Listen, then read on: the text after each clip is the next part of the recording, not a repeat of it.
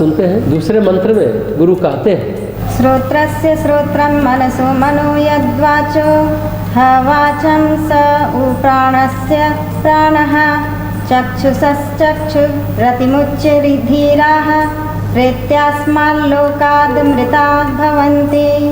जो मन का भी मन है, मन अर्थात कारण है प्राण का, प्राण है, वाक इंद्रियों का वाक है, श्रोत्र इंद्रियों का श्रोत्र है और चक्षु इंद्रियों का चक्षु है, वही इन सब का प्रेरक परमात्मा है। ज्ञानी जन उसे जानकर जीवन मुक्त होकर इस लोक से जाने के बाद मृत्यु के अनंतर अमर यानी जन्म मृत्यु से रहित हो जाते हैं। हम जो करते हैं तो समझते हैं कि हम करते हैं, हमारे मन में विचार आया तो हम विचार करते हैं। गहराई से देखें तो आप विधाता के एक यंत्र के अलावा, प्रारब्ध के एक यंत्र के अलावा कुछ हो ही नहीं। जो मन का मन है, जो प्राण का प्राण है, इंद्रियों का वाक है, श्रोतेंद्रियों का श्रोत्र है, चक्षु इंद्रियों का चक्षु है, इन सब का प्रेरक परमात्मा है। इसको जानकर ज्ञानी जन अमर हो जाते हैं। हमारा जीवन अगर गहराई से विचार करें तो क्या है, प्रारब्ध की जो संरचना है, चित्त में जो उभार आया है, उसका एक यंत्र है। पतंजलि के शब्दों में कहें तो जो भी कर्मों का विपाक हुआ है, परिपक्व कर्म है, उससे जन्म, आयु और भोग जुट गए। ये जो देह है, ये मन है, ये प्राण है, ये जो इंद्रियां हैं, ये उस विपाक का ही परिणाम। इस विपाक को क्षय करने के लिए हम आए।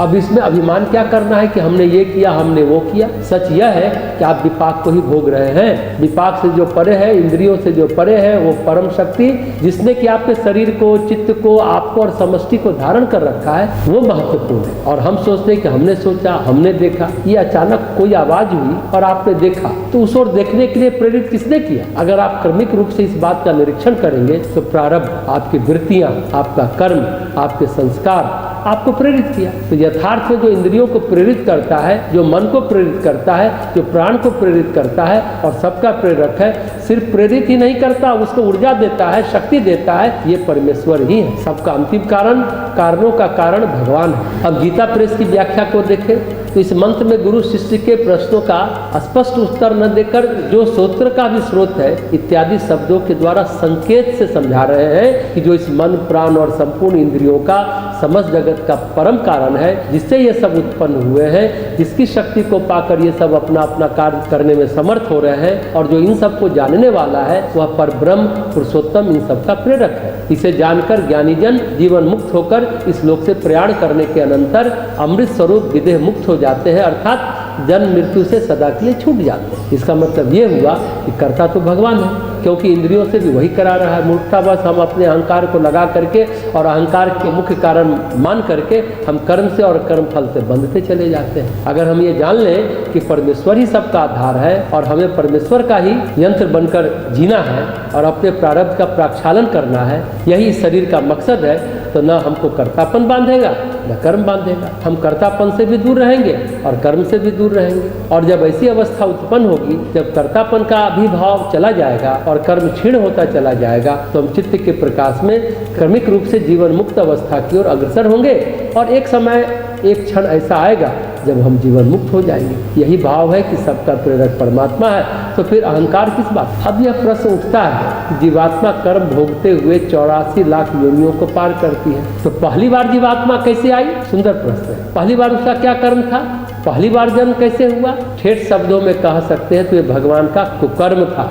उपनिषद में ही वर्णन है, पहली बार भगवान ने एको हम बहुश्यामी किया, एक से अनेक हो गए, माया छिटक कर अलग हो गई, फिर माया और ईश्वर मिले, फिर 3 गुण बना सतरजतम, फिर 5 महाभूत यानी 5 तत्व बने, धरती जल अग्नि वायु और आकाश बना, फिर वह बढ़ता चला गया, तो इस तरह से ईश्वर रूप और आकार में प्रकट हो गया। तो यह सृष्टि भगवान की मूर्खता है। कभी कभी ये भी होता है कि अपराध कोई करता है, फल कोई और भुगतता है। वैसे हम परमात्मा के अंश जीवात्मा है, कर्म हुआ तो साथ साथ फल भी हुआ, फिर उसे भुगतना भी है, चाहे वो अच्छा कर्म हो चाहे बुरा कर्म हो। लेकिन इतना निश्चित है कि कर्म बन ही जाता है, इसी को संसार कहते हैं। एक होता है कर्म जब आप कुछ करते हैं, एक होता है भाव। अगर भाव दृढ़ हो गया, वह कर्म के साथ चिपक गया, तो फिर वह संस्कार बन जाएगा, फिर उसका फल कभी न कभी जरूर प्रकट होगा। इसलिए यहाँ भाव और कर्म दोनों को संभाल कर चलना पड़ता है, साथ ही मन के संकल्प को भी संभाल कर चलना पड़ता है। इसलिए यहाँ अच्छा भी बुरा है और बुरा तो बुरा है।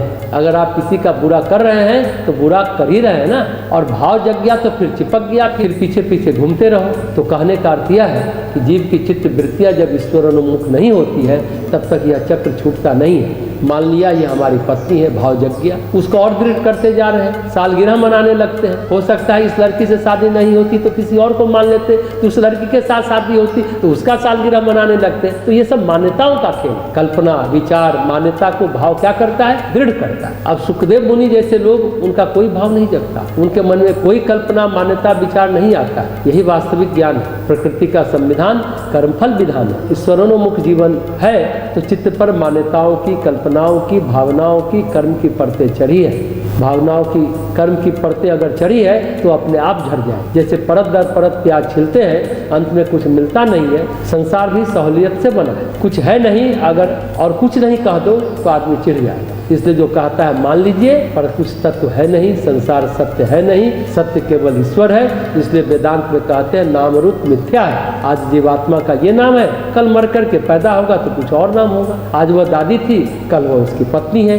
इसलिए ये भ्रांति है। ये वही बात है कि अंडा पहले आया कि मुर्गी पहले आई है। लेकिन एक बात गंभीरता से समझने की, दरअसल ब्रह्म तत्व अपने आप विस्तरित होता है, अपने आप एक्सपेंड करता है, एवर एक्सपेंडिंग। उसके लिए कोई इच्छा करने की जरूरत नहीं होती है या प्रयास करने की भी जरूरत नहीं होती है। संसार सतत विस्तार पाता रहता है, तो सबका प्रेरक परमात्मा है। इससे यह पता चल गया कि जीवात्मा पर कौन सा कर्म व्यापता है।